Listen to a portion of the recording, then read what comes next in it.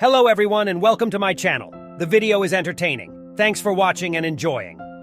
Gynecologists, could you describe some challenging experiences you've encountered in your profession? We often face unpleasant situations in our work. Take, for example, the situation when a girl wears one tampon for a long time, days or even weeks. Patients with necrotic vaginal cancer are not a pleasant sight either. But the worst thing I ever saw was a 19-year-old girl. She went to the clinic, complaining that she had a hairspray cap stuck in her vagina. This problem began 4 years ago when she was only 15 years old. The girl did not explain her motivation, but it was clear that she was very ashamed, and it was obvious that she felt very uncomfortable. Even before she undressed, I smelled a terrible smell.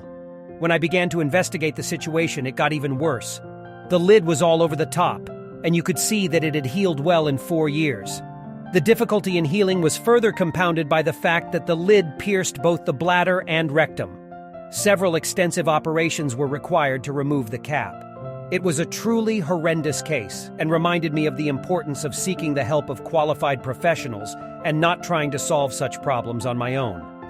I'm not a gynecologist, but I've heard of a woman who recently had a hysterectomy, which is a hysterectomy. After the operation, she had vaginal stitches that should have healed. However, she was very impatient to return to sex and could not stand it, which led to the small intestine falling out of her vagina. I've been told about this case in such detail that I'll never be able to look at mints like I used to. According to the girl herself, when she was on her way to the emergency surgery, she felt the bowel lying on her feet and pulsating. I'm sorry, but the details of this case may be uncomfortable. It is important to remember that after surgical interventions, it is necessary to follow the doctor's recommendations and give the body enough time for healing and recovery. I had a friend in high school who was too scared to go to a gynecologist. When she finally decided to take her first swab, she was so nervous that she accidentally squeezed the doctor's feet like a vice. According to her, it took some time before she could relax and free the doctor. It was very embarrassing for everyone present. Now, of course, she's laughing at this situation, but her shyness about her female organs hasn't disappeared. She still doesn't like to use tampons. I'm a medical student, and I once joined as an assistant in a uterine amputation surgery. Before the surgery, we were told the patient had a small ovarian cancer, but it turned out the situation was much more serious. All of the patient's internal organs were affected by metastases. We spent 13 hours just reducing the tumor volume, although the entire procedure should have taken about 3 hours. At some stages, we were helped by specialists of general and vascular surgery.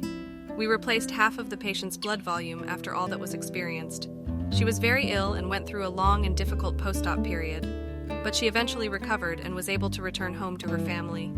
It was a very grueling experience for all of us, but both the patient and her family were wonderful people, so I was happy to help them fight the disease. Even though I'm not a gynecologist, I sometimes have to do examinations. And one day I had to remove a tampon that I assumed had been inside for at least a month. I've been thinking about how interesting this girl's life is, given the smell that was just unbearable. When she left, it took a few more hours to clear the room. We've been wandering around the clinic all this time, trying to avoid a gag reflex. I'm a medical student, and in a few weeks I'll be a full-fledged doctor, but not in gynecology. During my internship in gynecology, I was sent to see a lady. When I was getting ready to examine the room, the smell was so intense, I thought I'd have the worst case of bacterial vaginosis I'd ever encountered. I started looking inside, but nothing unusual about the secretions. It was strange when I moved backwards. The smell only became stronger. Eventually, it turned out that the legs of the girl just smelled terribly. I highly recommend that everyone read Dr. Lisa Rankin's book. It has a section in which she recounts the worst cases of her career. For example, she describes how she found insect larvae, money, and other objects inside patients. But this is only a small part of the story. The most incredible case involved a woman who developed an unusual genetic anomaly. In short, she began to grow potatoes. You understood correctly. As a method of contraception, she decided to stick the potatoes inside herself. And because potatoes love warm, dark, and humid spaces, they've really started to grow. As a result, the woman in the vagina began to dangle potato sprouts. My mom once told me a story that she thought was the most disgusting hospital story she'd ever heard. They were approached by a woman in her 50s, very fat, weighing 227 kilos. She said her husband complained of a strange smell during their sexual acts. But the most interesting thing was that the smell was felt not only by her husband, but by all the hospital staff. Unfortunately, I don't remember all the details of the story, but it turned out that she had necrosis in her vagina that required surgery, but it didn't help save her.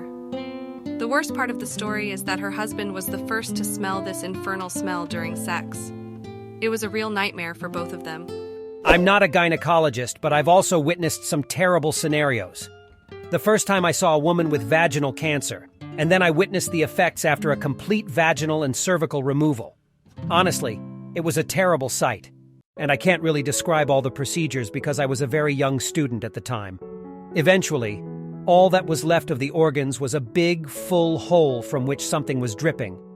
The poor woman was devastated to the point of begging her husband to leave her. She said, "After that, you can never love me." But he turned out to be a real hero. He was always near her bed, holding her hand, comforting and supporting her with love. I was born with one defect that I didn't pay attention to until I started using tampons. The point is, I had a septum that didn't give me one hole but two. I only realized the problem when I tried to remove the tampon without success. I put it through one hole and then I tried to get it through another, smaller one, and then it got stuck. It was very painful, but there was nothing I could do about it. Luckily, my mom was around at the time.